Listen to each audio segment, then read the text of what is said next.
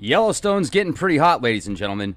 Now, I know that the media does an incredible job of bringing out an article with a very fascinating, frightening title. And then once you start to read the article, it's like, oh, but it's really no big deal because scientists say everything's going to be just fine. Well, as you can see, I've pulled up the amount of earthquakes that have happened around Yellowstone over the past 90 days, and we're looking at 1,933 earthquakes in the region. And what I also find fascinating is some of these have been pretty decent on the Richter scale when you think about previous cataclysms linked to earthquakes and volcanoes when the trigger around the nexus point. So 90 days, 1,900 earthquakes plus.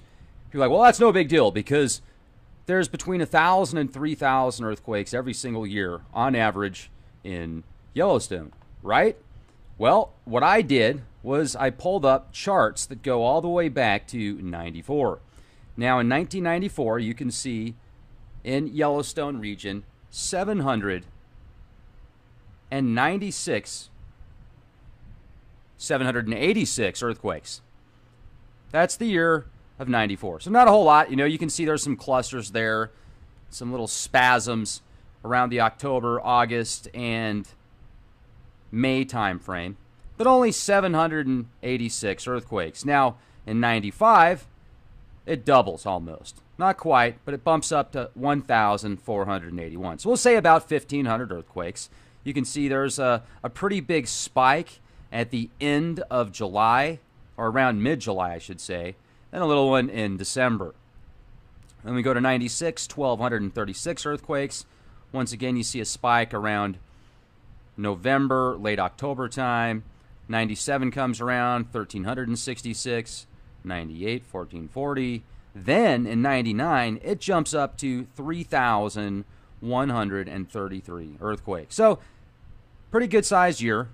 99, you know, right before 2000, in the year 2000. Well, look at the spikes you see in, I don't know, late June, early July. I'd say more late June time frame. And then late August. Huge spike in August. Okay, so now are we seeing a pattern? Well, August, it seems like some years there's a spike. Then other times it seems like it's October and sometimes December. But you do notice these clusters. So we get to the year 2000, you've got 1,895 earthquakes. Then in 2001, you've got 2,023, 2002, 2,278, 2003, then then it actually goes back down to a little over 1,000 earthquakes. So it cuts in half, 1,031 in 2002. Then it bumps up to 1,249. Then in 2005, it goes all the way down to 848 earthquakes.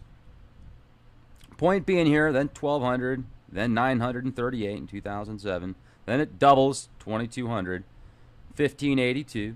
Then in the year 2010, you see it go back up to 3,250. Now, what's interesting is you've got this huge spike in February. We're a ton of activity in February, and the rest of the year, it's totally dormant. It's totally, not dormant, but it's pretty mellow. So going through this, what I noticed even in 2011, and then it goes all the way down to 670. But you'll notice the most intense year that it's showing is a little over 3,200 earthquakes. Well, right now, just over the past 90 days, we've hit 1,933 earthquakes. Now, what's interesting is we pull this back a year. Let's start 365 days ago. It's not a huge deal. We're at 2,600 plus, 2,681. You got to remember, though, we're still 4 months left. And the activity has heated up because for the first part of the year, the majority of the year, it's no big deal. You can see here, you go to the first 140 days, there's not a whole lot of activity going on. First half of the year, approximately, there's very little activity. Totally normal. Then starts to pick up a little bit. 4 months ago, a little bit, but really over the past 90 days, you're seeing this huge jump. And some of the magnitudes have been decent. There's been a few that have been somewhat substantial that a lot of people felt.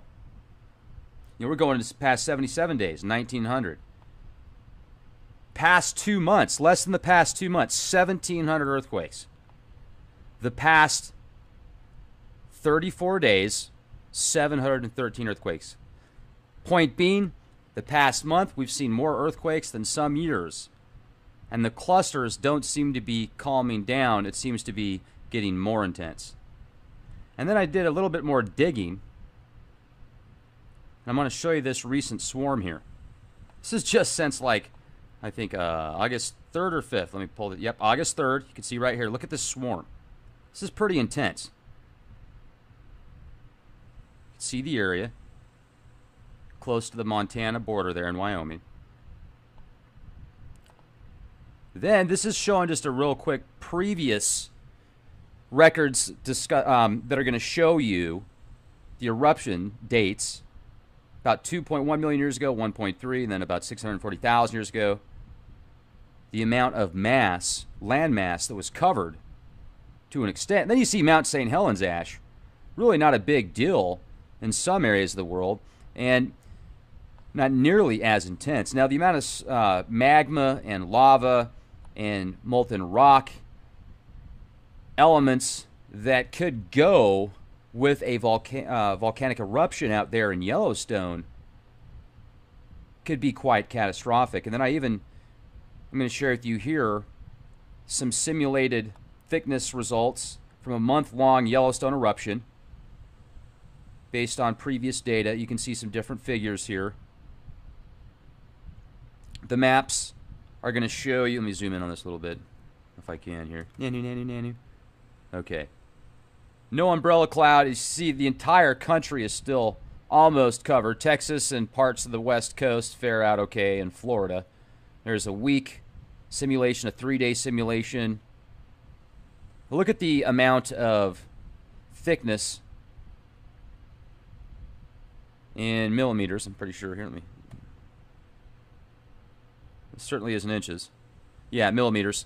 So Albuquerque, Atlanta, Austin. Austin doesn't get much at all. And places you really need to keep an eye out for, like Billings, Casper,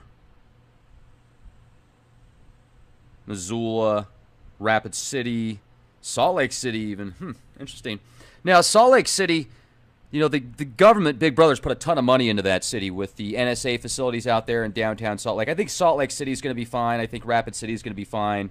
But you can see they are going to get, according to these records, or these forecasts, I should say. Now, keep in mind also, they'll probably do a lot of weather manipulation, where they will control the jet stream and manipulate the jet stream, the wind patterns, etc., to cause certain areas to get it worse than others. So, there you go. Now, let's take a look at this.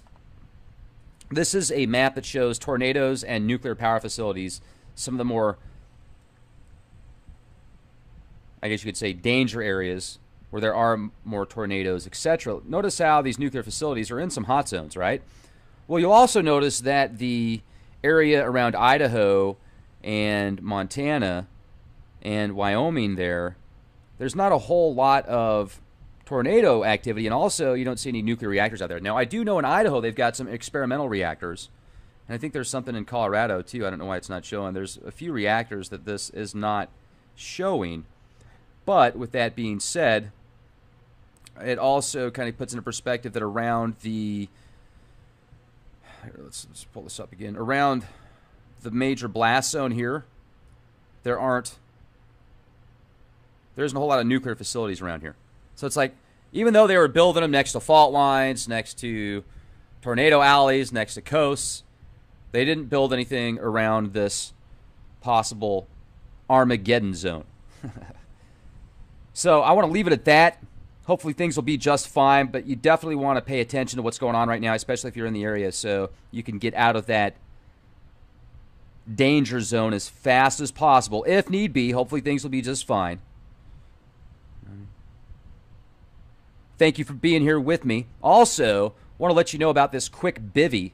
These things are literally They fit in the palm of your hand. They're light, they're cheap, and they could help save your life. If you ever get in a situation where you need to stay warm, you can put one in your glove box, in your bug-out bag, in your backpack, underneath your car seat, underneath, I don't know, whatever. You could put it just about anywhere. They're pretty small. So, bingo. Check it out. Quick bivvy. I'll leave the link in the video description box. Also, go to leakproject.com if you haven't already. Subscribe, become a member today at youtube.com/clandestine time lord.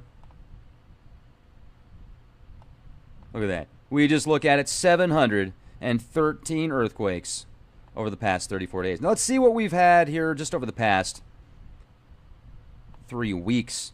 500 earthquakes, 526 earthquakes in the past 3 weeks. 11 days. 251 earthquakes, 25 earthquakes a day almost, 23 actually, approximately 22.3. So what do we have here the past week? So we just pull up past 7 days here. 207 earthquakes the past 7 days. That's quite the swarm. Times that by 52. You got about, what, 10,400 plus the 7, so 10,750 approximately. A little bit more than that, some change. That's a lot of earthquakes. Hopefully this swarm will slow down. Be the change you want to see. And remember, I've pulled up the amount of earthquakes that have happened around Yellowstone over the past 90 days, and we're looking at 1,933 earthquakes in the region. And what I also find fascinating is some of these have been pretty decent on the Richter scale when you think about previous cataclysms linked to earthquakes and volcanoes when the trigger around the nexus point. So 90 days, 1,900 earthquakes plus. You're like, well, that's no big deal because there's between 1,000 and 3,000 earthquakes every single year on average in Yellowstone, right? Well, what I did was I pulled up charts that go all the way back to 94. Now, in 1994, you can see in Yellowstone, it doubles almost. Not quite, but it bumps up to 1,481. So we'll say about 1,500 earthquakes. You can see there's a pretty big spike at the end of July, or around mid-July, I should say, then a little one in December. Then we go to 96, 1,236 earthquakes. Once again, you see a spike around November, late October time. 97 comes around. Yellowstone's getting pretty hot, ladies and gentlemen. Now, I know that the media does an incredible job of bringing out an article with a very fascinating, frightening title, and then once you start to read the article, it's like, oh, but it's really no big deal because scientists say everything's going to be just fine. Well, as you can see, region 786 earthquakes.